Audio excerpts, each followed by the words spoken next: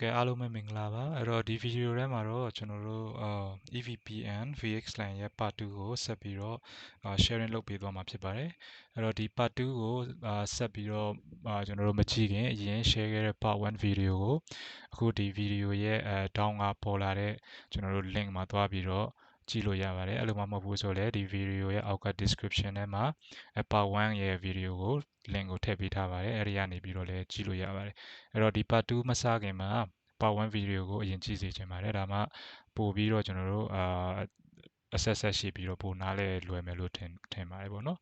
အဲ့တော့အဲ့ဆိုရင်ကျွန်တော်တို့ဒီ part 2ကိုစပြီးတော့ကြည့်အောင်အဲ့တော့ part 2မှာoverlay နဲ့ underlay ကဘာလဲပေါ့နော်အဲ့တော့ overlay နဲ့ကျွန်တော်တို့ underlay အကြောင်းကိုအချမ်းမြင် sharing လုပ်ပေးသွားပါမယ်အဲ့တော့ဒီမှာဆိုရင်တွေ့ရတဲ့အတိုင်းပဲlayer 3 underlay ရှိမယ်နောက်ပြီးတော့ VxLAN ကကြတော့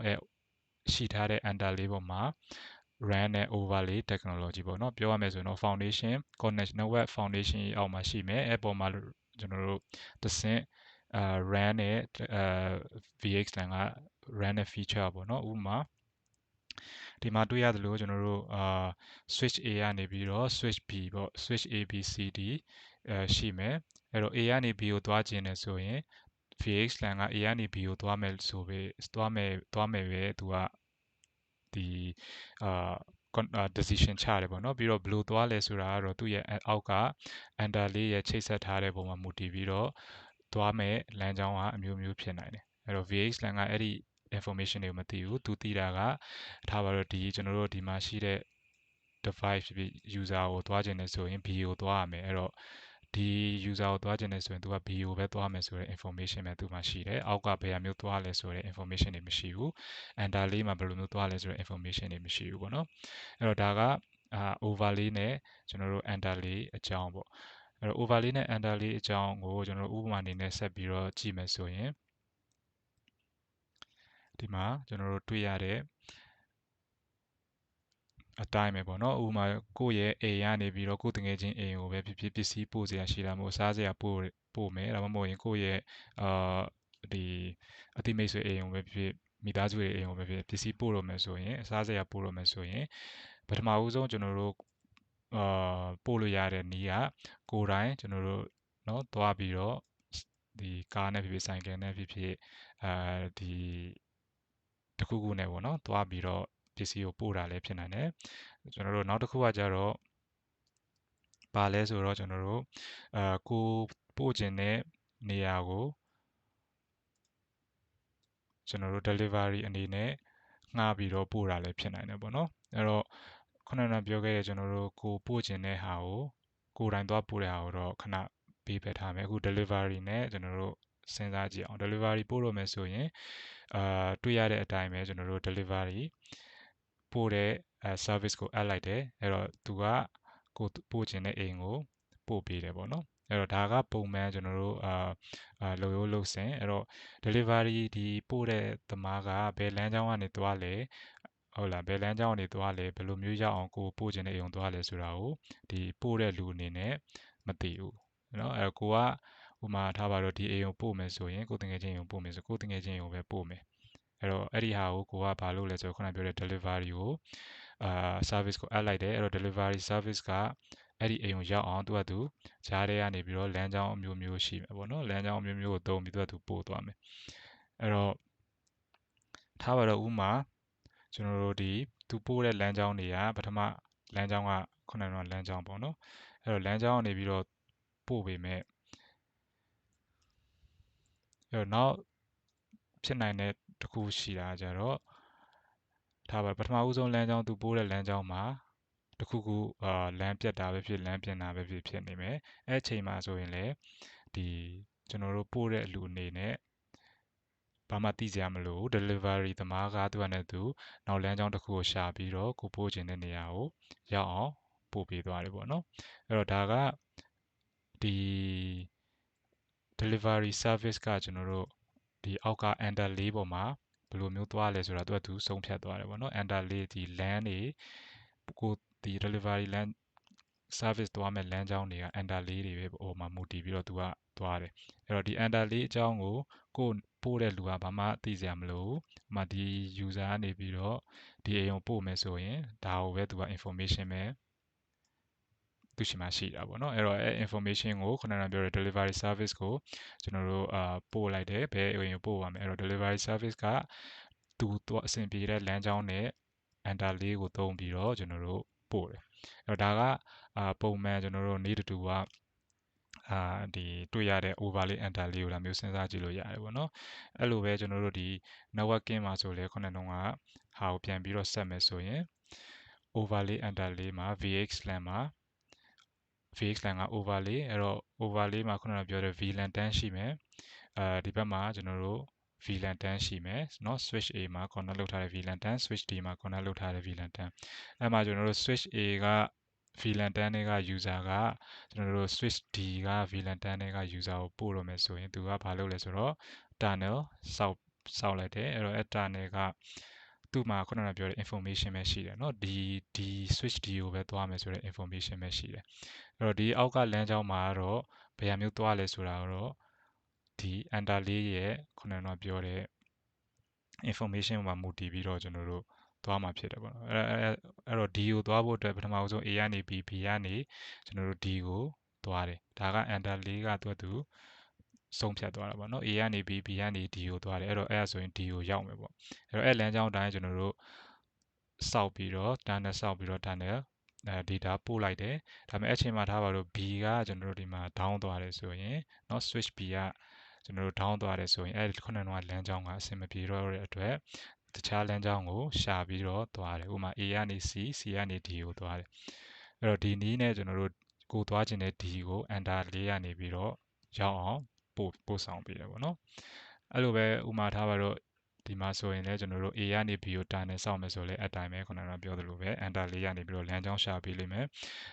ဒါမှမဟုတ်လည်းကျွန်တော်တို့ C ကနေ B ကိုသွားမယ်ဆိုရင်လည်း underlay ကနေပြီးတော့လမ်းကြောင်းရှာပြီးတော့သွားလို့ရတယ်အဲ့တော့ဒါကဘာလဲဆိုတော့ overlay နဲ့ကျွန်တော်တို့ underlay အကြောင်းပေါ့နော်အဲ့လောက်ဆိုရင်တော့သိမှတ်တင်တယ်အဲ့တော့ဒီမှာဆိုရင်ကျွန်တော်တို့တွေ့ရတဲ့ဟာဆိုရင် VxLAN ရဲ့ components တွေရှိမယ်အဲ့တော့ VxLAN မှာ VxLAN သုံးမယ်ဆိုရင်ကျွန်တော်တို့ component တွေရှိမယ်ပထမဆုံးဒီမှာတွေ့ရတာ VTAP ပေါ့နော်virtual tunnel endpoint အဲ့တော့ Cisco တွေမှာဆိုရင်တော့ကျွန်တော် NVE လို့လည်းခေါ်တယ်เนาะ network virtualization edge ပေါ့အဲ့တော့သူကဘာလဲဆိုတော့ခုနကဒီမှာတွေ့ရတဲ့အတိုင်းပဲ tunnel endpoint အဲ့တော့ tunnel VxLAN မှာ tunnel တွေစောက်တယ်အဲ့တော့ tunnel တွေက A ကနေ B ကိုပို့ခြင်း A နဲ့ B နဲ့က tunnel စောက်တယ်အဲ့ဒါဆိုရင် A က tunnel endpoint B ကလည်းသူ့ရဲ့ tunnel endpoint ပေါ့နော်အဲ့တော့ဒါမျိုးကျွန်တော်တို့ tunnel စောက်တာနှစ်မျိုးဖြစ်နိုင်တယ်ဒီဒါက switch တွေကနေပြီးတော့ကျွန်တော်တို့ tunnel စောက်တာလည်းဖြစ်နိုင်တယ်အဲ့လိုမှမဟုတ်ဘူးဆိုရင်ကျွန်တော်တို့software base ပေါ့နော် host base လို့လည်းခေါ်တယ် VMware ကျွန်တော်တို့ ESXi တွေ Hyper-V တွေအဲ့ဒီထဲမှာကျွန်တော်တို့ဘာရှိလဲဆိုတော့ V switch ပေါ့နော် virtual switch ဆိုတာရှိတယ်အဲ့ဒီ virtual switch တွေကလည်း tunnel လှမ်းပြီးတော့စောက်လိုက်တာဖြစ်နိုင်တယ်အဲ့တော့ဒီမှာကျွန်တော်တို့ကြည့်မယ်ဆိုရင်ဒီ switch မှာကျွန်တော်တို့ခုနကပြောတဲ့ESXi နေကျွန်တော်တို့ထည့်ထားတယ်ပေါ့နော်အဲ့ထက်မှာကျွန်တော်တို့ virtual switch ရှိတယ်အဲ့တော့ virtual switch ကလည်းကျွန်တော်တို့ VTAP ဖြစ်နိုင်တယ်ပေါ့အဲ့မျိုးဆိုရင်တော့ကျွန်တော်တို့ဒါ software base VTAP ပေါ့နော်အဲ့ဆိုရင် data ပို့လိုက်တယ်ဆိုရင်ဒီကောင်ကနေပြီးမှမလုပ်လဲဆိုတော့ခုနက tunnel စောက်တယ် encapsulation decapsulation လုပ်တယ် switch ကိုရောက်လာရင် switch ကဘာမှမလုပ်တော့ဘူးဒီတိုင်းပဲကျွန်တော်တို့ forward လုပ်ပေးသွားတယ်အဲ့တော့ switch ကဒီအချိန်မှာကျွန်တော် underlay နေရာကိုရောက်သွားမှာပေါ့နော်အဲ့တော့အဲ့မျိုး VTAP မှာနှစ်မျိုးရှိတယ်ကျွန်တော်တို့ဒီ software base နဲ့ကျွန်တော်တို့ network base ပေါ့နော် gateway hardware base ပေါ့အဲ့တော့ tunnel စောက်တဲ့ endpoint ကိုကျွန်တော်တို့ VTAP လို့ခေါ်တယ်နောက်အဲ့ tunnel ထဲမှာခုနကပြောတယ်ကျွန်တော်တို့ VNI တွေရှိမယ် VNI ကကျွန်တော်တို့ပုံမှန် VLAN မှာဆိုရင်တော့ကျွန်တော်တို့ VLAN ID ပေါ့နော် VLAN ID လို့ပြောလို့ရတယ် ID နံပါတ်ပေါ့နော်ဒီမှာဆိုရင်တော့ကျွန်တော်တို့ virtual network identifier အဲ့တော့ဒီ tunnel ထဲမှာဥပမာ VLAN 10နဲ့ VLAN 10နဲ့ connect လုပ်မယ်ဆိုရင်အဲ့ဒီအတွက်ကျွန်တော်တို့ VNI တစ်ခုရှိရတယ်ပေါ့နော် VLAN 10ကို mapping လုပ်ထားတယ်ဥပမာထားတော့1ပေါ့ VNI 1နောက် VNI 2သူကဘာလဲဆိုတော့ VLAN 20နဲ့ VLAN 20ကို mapping လုပ်ပေးတာအဲ့တော့ဒီ tunnel ထဲမှာဖြတ်သွားတယ်ဆိုရင် VNI 1ဆိုရင်ဒီဘက်ရောက်သွားရင် VNI 1ကဘယ်ဟာနဲ့ mapping လုပ်ထားတယ်ဆိုရင် VLAN 10နဲ့mapping လုပ်ထားတဲ့အတွက်သူက VLAN 10ကို ထွက်သွားမှာပေါ့နော် VNI 2ဆိုရင်ဒီဘက် B ကို switch B ကိုရောက်သွားရင်2ကကျွန်တော်တို့ VLAN 20နဲ့ mapping လုပ်ထားတဲ့အတွက် VLAN 20ကိုထွက်သွားမယ်အဲ့တော့ VNI ကအဲ့ဒီအတွက်ကျွန်တော်တို့သုံးတာအဲ့တော့ VNI မှာနှစ်မျိုးရှိတယ် layer 2နဲ့ layer 3 VNI ကျွန်တော်တို့ပုံမှန် VLAN မှာเนาะ layer 2 VLAN layer 3 VLAN ရှိတယ်လို့ပဲဒီမှာ VNI မှာ layer 2 layer 3ဆိုပြီးတော့ရှိတယ်အဲ့တော့အရင်ကျွန်တော်ဗီဒီယိုထဲမှာVLAN တွေအကြောင်းပြောထားတဲ့ဗီဒီယိုရှိတယ်အဲ့ဒီဗီဒီယိုကိုကျွန်တော်တို့ဒီပေါ်လာတဲ့ link ကနေတွားပြီးတော့ကြည့်လို့ရတယ်အဲ့တော့အခုကျွန်တော်တို့ဒီမှာဆက်မယ်ပေါ့နော်အဲ့တော့နောက်ပြီးတော့ဒီမှာတွေ့ရတဲ့ VN segment ကကြတော့ဘာလဲဆိုတော့သူက feature တစ်ခုပဲပေါ့နော်ကျွန်တော်တို့ VLAN မှာဆိုရင်ကျွန်တော်တို့ trunk လို့ပြောသလိုပေါ့နော် trunking ပြောသလိုဒီ VNI တွေကိုသုံးပြီးတော့ကျွန်တော်တို့ layer 2 network တခြားတစ်ဖက်ရဲ့ layer 2 network တွေကိုကျွန်တော်တို့ identify လုပ်နိုင်တဲ့ feature ပေါ့အဲ့မျိုး feature က VN segment လို့ခေါ်တယ်ဥပမာဆိုရင်ကျွန်တော် VLAN နဲ့ရှင်ပြောမယ်ဆိုရင် trunk ပေါ့နော် trunking လုပ်တယ်အဲ့လိုပဲ VLAN segment ရှိရမယ်အဲ့တော့ဒါကVxLAN ရဲ့ basic components တွေဖြစ်တယ်အဲ့တော့ဘယ်လိုမျိုးလုပ်လို့လဲဆိုတော့ဥပမာ VLAN 10ကနေပြီးတော့ကျွန်တော်တို့ connect လုပ်တယ်data ပို့မယ်ဆိုရင် switch A ရောက်တယ် switch A က VTAP ဖြစ်တဲ့အတွက်သူကပို့လိုက်တဲ့ data ကိုကျွန်တော်တို့ encapsulate လုပ်တယ် encapsulate လုပ်ပြီးတော့ UDP ထဲကိုပေါ့နော် UDP ထဲကို encapsulate လုပ်ပြီးတော့အဲ UDP အတိုင်းကျွန်တော်တို့ဒီ tunnel ဆောက်ပြီးတော့ tunnel ပို့လိုက်တယ်အဲ့တော့ switch B ကိုရောက်သွားရင်ခုနကပြောတဲ့ကျွန်တော်တို့UDP ကိုကျွန်တော်တို့ဖယ်ထုတ်ပြီးတော့တကယ်သူပါလာတဲ့ data ကိုကြည့်ပြီးတော့သက်ဆိုင်တဲ့ VLAN တွေကို forward လုပ်ပေးလိုက်တယ်ဒါကအကြမ်းမြင်ဒီ component တွေကိုသုံးတဲ့ component တွေနဲ့ဆက်ဆက်တဲ့ဒါလှုပ်ဆောင်မှုပေါ့နော် VTAP ရှိမယ် VTAP ကကျွန်တော်တို့ VNI ကိုသုံးပြီးတော့ဒီ tunnel ထဲမှာသွားတဲ့အချိန်မှာ VNI ကိုသုံးတယ်အဲ့တော့ဟိုဘက် VTAP ကိုရောက်ရင် VNI ကိုကြည့်ပြီးတော့ဘယ် VLAN တွေကိုပို့ရမလဲဆိုတဲ့ information ရှိသွားတယ်ပေါ့နော်အဲ့တော့ဒါကကျွန်တော်တို့ဒီ VxLAN ရဲ့ component တွေဖြစ်တယ်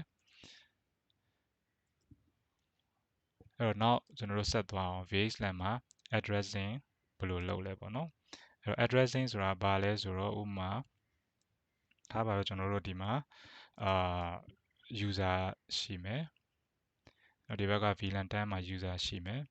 အဲ့တော့ဒီ user ကနေပြီးတော့ဒီ VLAN 10 user ဒီ user B ကိုပို့ခြင်းတယ်ပေါ့ဥပမာဒါထားပါတော့ A ပေါ့ A ကနေ B ကိုပို့မယ်ဆိုရင်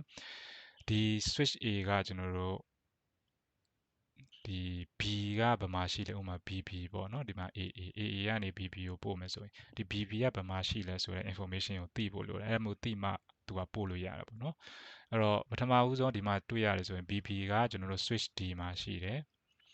เนาะအဲ့တော့ switch D မှာရှိနေတဲ့ BB ပေါ့အဲ့ဒီ information ကိုဒီ switch A ကသိဖို့အတွက်သူတို့ချင်းချင်းကျွန်တော်တို့ address landing လုပ်ဖို့လိုတယ်information တွေကျွန်တော်တို့ sharing လုပ်ဖို့လိုတယ်ပေါ့နော်အဲ့လိုမျိုးမသိဘူးဆိုရင် A ကနေပြီးတော့ဒီ BB ကဘယ်မှာရှိရဲဆိုတော့သူ့မှာ information မရှိရင်ဘယ်လိုပို့ရမလဲမသိဘူးပေါ့နော်အဲ့တော့ပုံမှန်ကျွန်တော်တို့ layer 2 switch တွေမှာဆိုရင်တော့ဝင်လာတဲ့ဟာကလိပ်စာမသိဘူးဆိုရင်သူက broadcast စမ်းထုတ်ပေးလိုက်တယ်ပေါ့နော်ပေါ့တွေဒီ switch မှာရှိတဲ့ပေါ့အားလုံးကိုသူက broadcast လုပ်ပေးလိုက်တယ်အဲ့တော့ဟိုဘက်ကကျွန်တော်တို့တကယ် B ဟိုမှာဒီမှာဆိုရင် BB ကလက်ခံရရှိတယ်အဲ့ဒါပြီးတော့အဲ့ဒါလက်ခံရရှိပြီးမှသူက reply ပြန်တယ် reply ပြန်တဲ့ဟာကို information ကိုဒီထဲမှာတင်ထားတယ်နောက်တစ်ခေါက် BB ကိုပို့တယ်ဆိုရင်တော့အဲ့ information ရှိသွားတဲ့အတွက်ခုနကတော့ကျွန်တော် broadcast မလုပ်တော့ဘူးအဲ့တော့အဲ့ဒီအသေးစိတ်ကိုလည်းကျွန်တော်ဒီပေါ်လာတဲ့ down က video မှာ sharing လုပ်ပေးထားပါတယ်တွားပြီးတော့ကြည့်လို့ရပါတယ်အဲ့တော့အဲ့ဒီဟာကဘာလဲဆိုတော့ပုံမှန် switch တွေမှာအလုပ်လုပ်တဲ့ဟာပေါ့နော်အဲ့တော့ဒီမှာပြန်လာမယ်ဆိုရင် VxLAN မှာကြတော့နည်းနည်းကွဲထွက်တယ်အဲ့မျိုးအလုပ်မလုပ်ဘူးအဲ့တော့ကျွန်တော်တို့တစ်ချက်ကြည့်အောင်အဲ့တော့ဒီမှာဆိုရင်ကျွန်တော်တို့ VxLAN ရဲ့ addressing မှာအဓိကသူလောက်ရမယ့်ဟာနှစ်မျိုးရှိတယ်เนาะ address landing နဲ့ address landing ဆိုတာခုနကပြောတဲ့ဟာဥပမာ BB ကဘယ်မှာရှိတယ်ဆိုတဲ့ information ပေါ့နော် user endpoint information တွေနောက်ပြီးတော့ခုနက VTAP information တွေကို landing လုပ်ရတဲ့အပိုင်းနဲ့နောက်ပြီးတော့ BAM traffic handling ဆိုတဲ့ရှိတယ်အဲ့တော့ BAM traffic ဆိုတာဘာလဲဆိုတော့ဥပမာ BAM ဆိုတာကျွန်တော်တို့ broadcast เนาะ unknown unicast နဲ့ကျွန်တော်တို့ multicast traffic တွေပေါ့နော်အဲ့မျိုး traffic တွေပုံမှန် switch မှာဆိုရင်တော့အကုန်လုံးကိုသူကစမ်းထုတ်ပေးလိုက်တယ်ပေါ့နော် forward လုပ်ပေးလိုက်အဲ့တော့ဒီ VxLAN မှာကျတော့အဲ့ဒီ traffic တွေကိုဘယ်လိုမျိုး handle လုပ်တယ်ဆိုတော့ handle လုပ်မလဲဆိုတဲ့ဟာလဲလိုတယ်ပေါ့အဲ့တော့အဓိကနှစ်မျိုးရှိတယ် address landing နဲ့ကျွန်တော်တို့ band traffic handling ပေါ့နော်အဲ့ဒီနှစ်ခုကိုကျွန်တော်တို့ဘယ်ဟာမျိုးလုပ်လဲပေါ့နော်အဲ့တော့ဒီမှာတွေ့ရသလိုနှစ်မျိုးရှိတယ်ကျွန်တော်တို့ forward and land ဆိုတဲ့ method နဲ့handle လုပ်တာလည်းရှိတယ်နောက်ပြီးတော့ကျွန်တော် head end replication တနည်းအားဖြင့် ingress replication ပေါ့နော်အဲ့ဒီ method နဲ့ကျွန်တော်တို့လုပ်တာလည်းရှိတယ်အဲ့တော့ forward and land ဆိုရင်ကျွန်တော်တို့ multicast ကိုသုံးတယ်နောက်ကျွန်တော်တို့ head end replication ဆိုရင်တော့ EVPN ပေါ့နော် EVPN ကသူက BGP ကျွန်တော်တို့ BGP ကိုသုံးပြီးတော့ကျွန်တော်တို့BGP ကိုသုံးတယ်ဒီမှာကကျတော့ multicast ကိုသုံးတယ်အဲ့တော့ဒါကိုကျွန်တော်တို့ဘယ်လိုမျိုးခေါ်လဲဆိုတော့လေ data plane landing လို့ခေါ်တယ်ဒီကောင်ကိုကျတော့ control plane landing လို့ခေါ်တယ်အဲ့တော့ forward and land ကကျတော့သူက multicast ကိုသုံးတယ်ဥပမာပြောရမယ်ဆိုရင်ဒါပါတော့ဒီ AA ကနေ BB ကိုသုံးတယ် VLAN တန်း VB ကိုပို့မယ်ပေါ့နော်အဲ့တော့ဒီ VLAN တန်းကိုသူကဘာလုပ်လိုက်လဲဆိုတော့ဒီ multicast group တစ်ခုနဲ့ mapping လုပ်ထားတယ်အဲ့တော့ VLAN တန်းရှိတဲ့ device တွေကဒီ multicast group ကိုလာ join ထားတယ်ပေါ့နော်အဲ့ချိန်မှာ AA ကနေ BB ကိုပို့တယ်ဆိုရင်သူကဘာလဲဆိုတော့ဒီ group ကိုအကုန်လုံးကိုပို့ပြလိုက်တာအဲ့တော့အကုန်လုံးဆိုရင်ဒီ group ကိုလာ join ထားတဲ့ device တွေအကုန်လုံးရောက်သွားမယ်အဲ့ချိန်မှာ BB ကလည်းလက်ခံရရှိပြီးတော့သူက reply ပြန်ပြီးတော့ A ကိုပို့တယ်အဲ့ချိန်မှာ A ကသူက information ရသွားမယ်ပေါ့နော်အဲ့မှာ BB ဒီ switch D မှာချိန်ထားတယ်အဲ့တော့နောက်တစ်ခေါက်ပို့တယ်ဆိုရင်သူက D ကိုလှမ်းပြီးတော့တာနဲ့စောက်တယ်တာနဲ့စောက်ပြီးတော့မှပို့လိုက်တယ်ပေါ့နော်ခုနကလိုမျိုးကျွန်တော်တို့ multicast အနေနဲ့မပို့တော့အဲ့တော့ဒါကကြတော့ multicast forward and land method ပေါ့နော်သူက VLAN တစ်ခုကိုကျွန်တော်တို့ multicast group တစ်ခုနဲ့ mapping လုပ်ထားတယ်ဥပမာ VLAN 20ဆိုလဲနောက် group တစ်ခုနဲ့ mapping လုပ်ထားတယ်နောက်အဲ့ဒါကျတော့ data plane landing လို့ခေါ်တယ်ခုနကပြောခဲ့သလိုနောက် EVPN ကကြတော့အဲ့လိုမဟုတ်ဘူးသူကကြတော့ဒီ switch A ကကျွန်တော်ဒါကိုအရင်ဖြတ်လိုက်မယ်เนาะ switch A ကကျွန်တော်တို့ information ရှိပြီးသားเนาะ BB ကကျွန်တော်တို့ဒီ switch D မှာရှိတယ်ဆိုတော့ information ကိုသူကရပြီးသားဘယ်လိုမျိုးရလဲဆိုတော့ BGP သုံးပြီးတော့ control plane ကနေပြီးတော့ဒီ information ကိုရထားတာပေါ့နော်ဥပမာ BGP route information ကျွန်တော်တို့ပေးတယ်လို့ပဲသူကအဲ့ဒီ information ကိုရထားပြီးသားဖြစ်တဲ့အတွက်ဒီ AA ကနေ BB ကိုသုံးနေဆိုရင်ပို့မယ်ဆိုရင်သူကဘာလဲဆိုတော့ဒီ D ကိုတောက်လျှောက်ကျွန်တော်တို့လှမ်းပြီးတော့တာနဲ့ဆောက်ပြီးတော့ပို့လိုက်တယ်ပေါ့နော်အဲ့တော့ဒါက control plane landing လို့လည်းခေါ်တယ်သူကဘာလဲဆိုတော့ကျွန်တော် EVPN ကိုသုံးတာ EVPN ဒီ BGP နဲ့ပေါင်းပြီးတော့ကျွန်တော်တို့ routing update တွေ route update တွေနဲ့အချင်းချင်းကျွန်တော်တို့ information တွေ sharing လုပ်ပေးထားတယ်အဲ့တော့ဒီဗီဒီယိုကတော့ဒီလောက်ပါပဲကျေးဇူးတင်ပါတယ်အခုလိုမျိုးကြည့်ပေးတဲ့အတွက်ကျွန်တော်နောက်ဗီဒီယိုနောက်ထပ်2ခုလာဖို့ရှိတယ်ပေါ့နော်အဲ့ဒါကတော့ကျွန်တော်တို့ demo လုပ်ပြသွားမှာဖြစ်ပါတယ်အဲ့တော့ဒီ multicast ဒီ VxLAN ကိုကျွန်တော်တို့ multicast နဲ့ setup လုပ်တဲ့ demo တစ်ခုနဲ့ EVPN setup လုပ်တဲ့ demo တစ်ခုဗီဒီယို2 file လာအောင်မှာဖြစ်ပါတယ်အဲ့တော့အဲ့ဒီအရာတွေကိုလည်းဆက်ပြီးတော့စောင့်ပြီးတော့ကြည့်ရှုပေးပါအဲ့တော့နောက်ဗီဒီယိုတွေမှာတွေ့ပါမယ်အခုလိုအချိန်ပေးပြီးတော့ကျွန်တော်တို့ကြည့်ပေးတဲ့အတွက်လည်းကျေးဇူးတင်ပါတယ်ပေါ့နော်အဲ့တော့နောက်ဗီဒီယိုတွေမှာဒီ VxLAN ရဲ့အကြောင်းကိုဆက်ပြီးတော့ကျွန်တော်တို့ပြောသွားမှာဖြစ်ပါတယ်ကျေးဇူးအများကြီးတင်ပါတယ်